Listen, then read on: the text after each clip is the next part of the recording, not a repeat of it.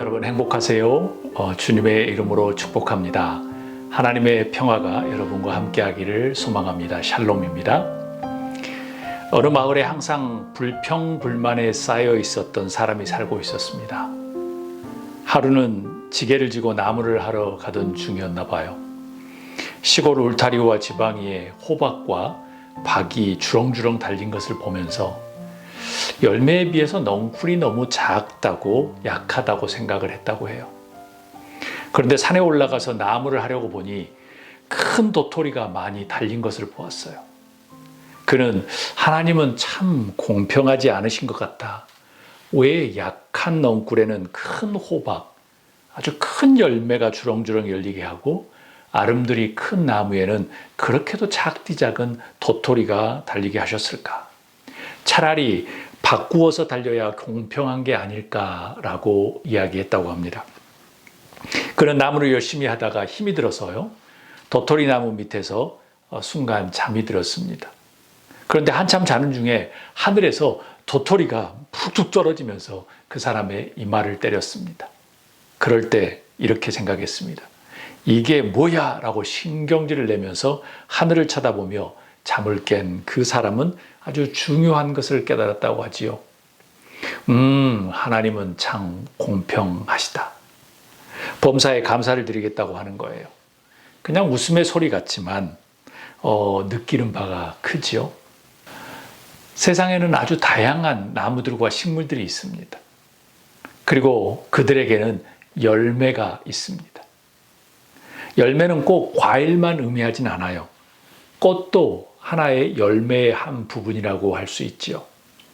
꽃에서 열매까지 가지 않고 그냥 지는 것들도 많이 있어요. 어찌하든 열매는 우리에게 많은 것들을 제공해요. 또한 나무와 식물에게는 당연하겠죠. 오늘 본문 말씀 22절 말씀 열매에 대한 이야기가 나오는데요. 우리 한 목소리를 읽도록 하겠습니다. 그러나 성령의 열매는 사랑과 기쁨과 평화와 인내와 친절과 선함과 신실과 온유와 절제입니다. 이런 것을 금할 법은 없습니다. 아멘. 우리가 너무나도 잘 알고 있는 성령의 열매의 말씀이죠. 어느 수도자가 묘목을 심은 뒤에 하나님께 이렇게 기도해요. 하나님, 쑥쑥 자라게 해주세요. 그 기도대로 묘목은 쑥쑥 자라서 수도자의 키를 넘게 되었어요. 수도자는 또 하나님께 그저 햇빛만 알맞게 내려주셔서 올 가을에는 많은 열매가 열리게 해주옵소서라고 기도했어요. 수도자의 기도대로 나무는 햇빛을 받아 아주 큰 나무로 자랐는데 그해 가을 아무리 기다려도 열매가 열리지 않았습니다. 수도자는 하나님께 따집니다. 왜 열매가 열리지 않느냐고요?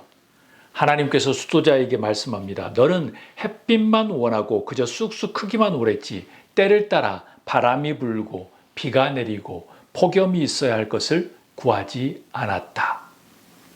열매는 그 모든 과정을 겪어야만 열리는 것이지요. 그게 자연의 질서란다라고 말합니다. 바울 사도는 지금까지 성령을 따라가라, 성령을 신뢰하며 따라가라라고 계속 말을 했어요. 그런데 오늘 성령의 열매라는 단어를 성서에서 처음으로 사용해요. 대부분 성령이 임하면 뜨거워서 집 밖으로 뛰어나가면 끝나는 줄 알지요. 뭔가 막 왁자지껄하고 소리가 큰 걸로 알아요.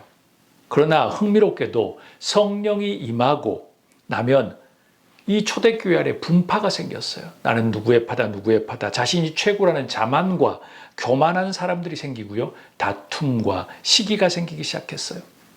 자신들만 그러면 다행이건만 선한 어떤 신앙인의 사람들까지 유혹하고 신앙을 흔들게 만들어 놓았어요.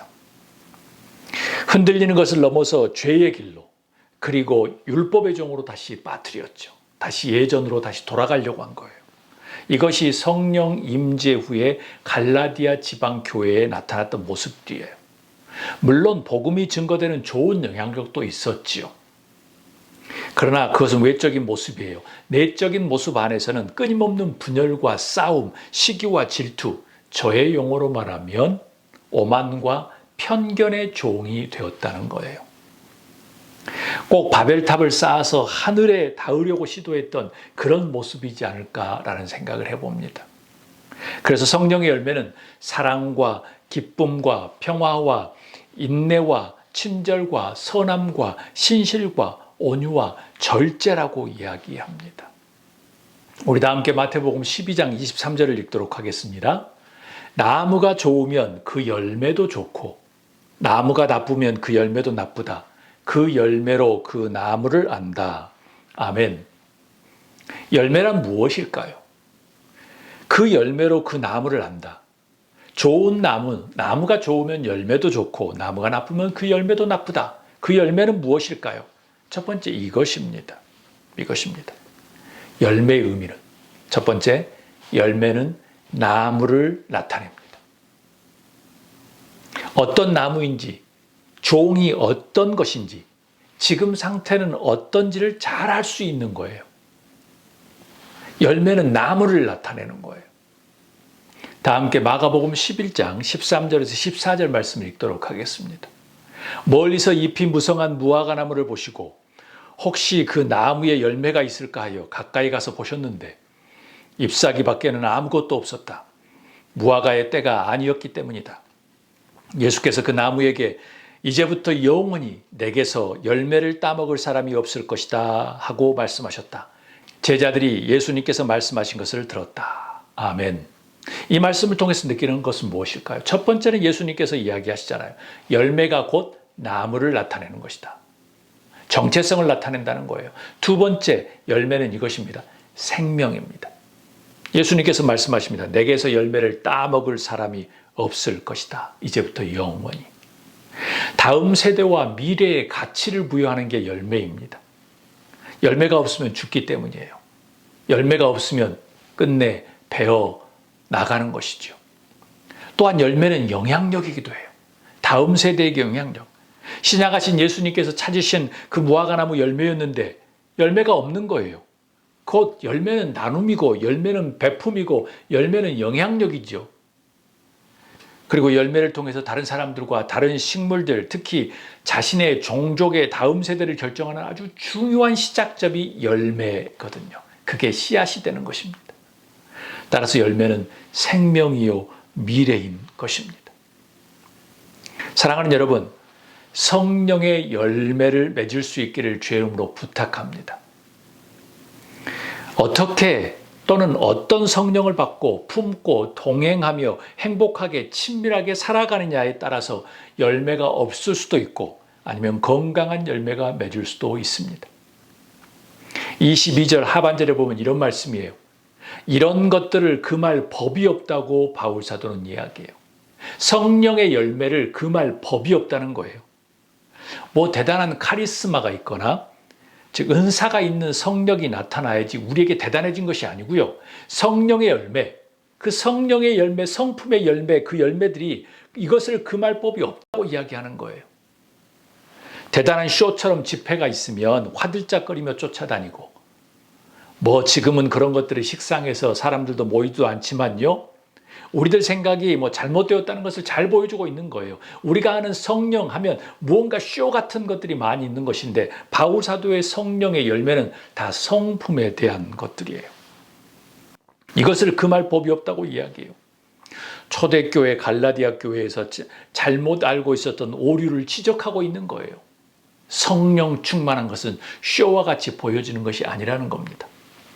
성령의 열매는 우리가 보기에 하찮고 보잘것없고 재미없고 그다음 무능해 보이고 흥미없고 싱거운 것들 그런 것에 있는 거예요. 우리가 눈여겨보지 않는 그런 것에 있는 거예요. 사랑, 기쁨, 평화, 인내, 친절, 성품, 신실, 온유, 절제 이것들을 금할 법이 없다. 이 세상에 없다라고 말하는 거예요. 너무 싱겁지 않나요? 돈이 많아야 하고 권력이 많아야 되고 건물이 커야 되고 사람이 많아야 되는 것이 아니라 오로지 이 성품에 대한 이 성령의 9가지 열매로 이 세상에 금할 법이 없다고 이야기해요. 우리가 보기에 하찮아 보이는 9가지 성품 같은 것이 성령의 열매라니 뭐 TV처럼 영화처럼 드라마처럼 화려하고 눈물 빼고 재미있고 감동적인 게 아니라는 거예요. 이 9가지 열매를 금할 법이 없다는 것은 이런 의미예요. 오늘 말씀의 설교처럼 영원한 열매라는 것입니다. 천국까지 가는 열매, 즉 구원을 증거하는 열매라는 거예요. 나는 어떤 나무에서 지금 열리고 있는지, 어떤 나무의 열매인지, 지금 나의 영적인 나무의 상태는 무엇인지, 열매의 상태는 무엇인지 예수님 앞에 다 보여지는 것이라는 겁니다. 마태복음 7장 13절에서 14절 말씀을 이렇게 이야기해요. 다 함께 읽겠습니다. 좁은 문으로 들어가라. 멸망으로 이끄는 문은 넓고 그 길이 널찍하여 그리로 들어가는 사람이 많다. 생명으로 이끄는 문은 너무나도 좁고 그 길이 험해서 그곳을 찾아오는 사람이 별로 없다. 아멘. 저는 이 말씀을 읽을 때마다 너무나도 감동이에요. 저의 삶을 다시 되돌아보게 하는 그런 잣대와 같거든요. 여러분, 이 성령의 9가지 열매를 맺는 것은 세상 사람들이 넓게 가는 세상의 영광이나 돈을 많이 버는 것이나 유명이나 권력이 아니고요. 좁은 길로 가는 것 같아요. 보이지 않는 성품의 영역이거든요. 왜냐하면 재미없고 싱겁고 유치한 것처럼 보이는 성령의 열매거든요. 그렇게 생각하는 사람들이 넓은 길에 있기 때문에 유치해 보일 뿐이에요. 그러나 이 9가지 열매는 좁은 길을 걷는 제자들에게는 영광의 열매고요. 영원한 열매이고 능력의 열매예요. 바울 사도가 이야기합니다. 이 9가지 성령의 열매를 금할 법이 이 세상에는 아무것도 없다. 이것이 성령이 임하여서 삶이 변화되고 제자의 길을 걷고요. 좁은 길을 능력 가운데 걸어가는 정말 예수 그리스도를 따르는 제자도의 삶 자체인 것이지요. 이 좁은 길에 9가지 열매를 맺지 못하면 영원한 열매가 없다는 겁니다. 이것은 곧 영원한 구원도 없다는 의미겠지요. 사랑하는 여러분, 진정한 9가지 성령의 열매를 맺을 수 있기를 주의 이름으로 축복합니다. 성품의 열매입니다. 그렇다면 넓은 길에서 차선을 조금 바꾼다고 해결될까요? 조금 바꿔가지고 방향 수선하면 될까요? 아닙니다. 넓은 길이 아니라 좁은 길로 가야 하는 거예요. 다른 사람이 보지 못하는 그 엄청난, 세상이 금하지 못하는 그 엄청난 능력이 열매가 우리 안에 맺혀져야 되는 것이에요. 여러분의 넓은 길의 입맛을 바꾸셔야 합니다. 화려한 것이 성령의 능력이 아니고요. 신앙의 축복이 아니고요. 보이지 않는 성품의 영역. 영적인 건강을 위해서 단호하게 바꾸지 않으면 우리는 성령의 열매와 상관없는 다른 쪽으로 가고 있을 수 있는 거예요. 넓은 길로. 화려한 것만을 위해서. 우리 다 함께 본문 말씀 24절, 25절 말씀 읽도록 하겠습니다. 그리스도 예수께 속한 사람은 정욕과 욕망과 함께 자기의 육체를 십자가에 못 박았습니다. 아주 중요한 말씀이에요. 25절. 우리가 성령으로 삶을 얻었으니 우리는 성령이 인도해 주심을 따라 살아갑니다. 26절. 우리는 허영에 들뜨거나 서로 노엽게 하거나 질투하거나 하지 않도록 합시다. 아멘. 바울 사도는 성령의 9가지 열매를 언급하고 난 뒤에 어울리지 않는 말씀처럼 이야기해요. 무엇이라고 이야기하죠? 예수님의 사람들은 정욕과 욕망과 함께 십자가에 못 박았습니다라고 이야기해요. 예수를 믿는 사람들은, 정말 예수님의 사람은 정욕과 욕망을 십자가에 못 박았다고 이야기하는 거예요. 이제는 성령의 새로운 삶을 살아야 하는데 그것은 성령의 인도해 주심을 따라 살아야 한다고 말해요. 성령의 인도를 따라 사는 것은 허영으로 들뜨거나 서로 노엽게 하고 질투하지 않는 것이라고 이야기해요. 종합해 보면 이것이에요. 성령을 받고 성령의 사람들은 육체의 정욕과 욕심은 이미 죽은 것이라고 이야기합니다. 성령의 열매를 맺지 않고 세상의 육신의 정욕과 욕심이 가득하다고 하면 그것은 곧 무엇이죠? 성령을 받고 성령을 따르는 사람이 아니라는 거예요. 예수님의 사람이 아니라는 거예요. 왜요? 세상의 정욕으로 가득 차고 허영과 욕심으로 가득 찼기 때문이에요. 질투가, 싸움이, 노엽게함이 가득 찼다는 거예요. 당연히 영원한 열매인 성령의 열매는 고사하고 열매 없음, 태생을 알 수 없는 이상한 세상의 열매들만 맺히겠죠. 주렁주렁. 결국은 찍어서 불사르게 될 것입니다. 사랑하는 여러분, 여러분과 제 안에 성령의 열매들이 맺힐 수 있기를 주의 이름으로 축복합니다. 영원한 열매입니다. 그 열매를 통해서 우리의 정체성, 우리가 어떤 나무인지를 알 수 있습니다. 그 열매를 통해서 우리의 다음 세대, 우리의 영원한 구원을 보장받을 수 있습니다. 스코틀랜드의 한 교회에 있었던 일입니다. 주일 예배가 끝난 후에 교회 리더들이 목사님과 이야기하기 위해서 회의실에 모였습니다. 대표 리더 중에 한 사람이 목사님에게 사임하기를 원한다고 말씀드렸나 봐요. 그들은 목사님이 직무를 감당하기에 너무 연세가 드셨다고 생각했나 봐요. 그들은 자신들의 견해를 입증하기 위해서 지난해 동안 목사님이 하신 일들을 조목조목 이야기했다고 합니다. 이 기간 동안에 목사님은 단 한 명의 새신자, 그것도 한 소년만을 그리스도인으로 만들었다는 것, 그것을 이야기했나 봐요. 교회 리더들이 돌아간 뒤에 목사님은 머리를 숙인 채 교회 뜰에 나가서 말없이 묵상하고 있었어요. 어떻게 해야 하나. 그때 누가 그 목사님의 팔꿈치를 툭툭 치는 거예요. 돌아보니 자기가 애써서 지난해 신앙을 심어주었던 어린아이가 있었어요. 그 소년이 서 있었습니다. 내가 뭘 도와주련? 하고 목사님이 물으셨어요. 네, 목사님, 저는 회개하고 교회에 나온 뒤로 선교사가 되어야겠다고 생각하고 있어요. 제가 선교사가 될 수 있도록 도와주세요. 라고 목사님께 말씀드렸어요. 목사님은 오랜 경험을 바탕으로 소년에게 어떻게 하면 선교사가 될지 잘 조언했다고 합니다. 세월이 흘러 그 소년이 누가 되었을까요? 아프리카의 선교사가 되었는데요. 그가 바로 아프리카 대륙의 복음의 문을 열었던 로버트 모펫 선교사님이세요. 목사님이 단 한 사람만을 주님께 인도했던 것일까요? 세상의 눈으로 보기에는 그렇게 보였을지 모르죠. 하나님의 눈은 달랐어요. 세상의 눈은 무엇인가 크고 많이 모이고 엄청난 집, 좋은 차, 성공하는 권력, 돈이 아주 믿음의 열매라고 생각할 수도 있을 거예요.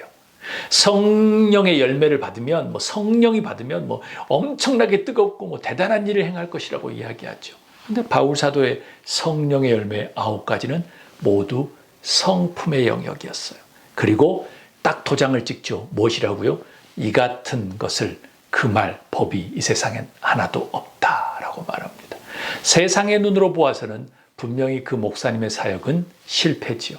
하나님 보시기에는 그 목사님이 구원시켰던 그 어린아이를 통해서 아프리카에 복음을 전하게 하는 초석을 마련하게 됩니다.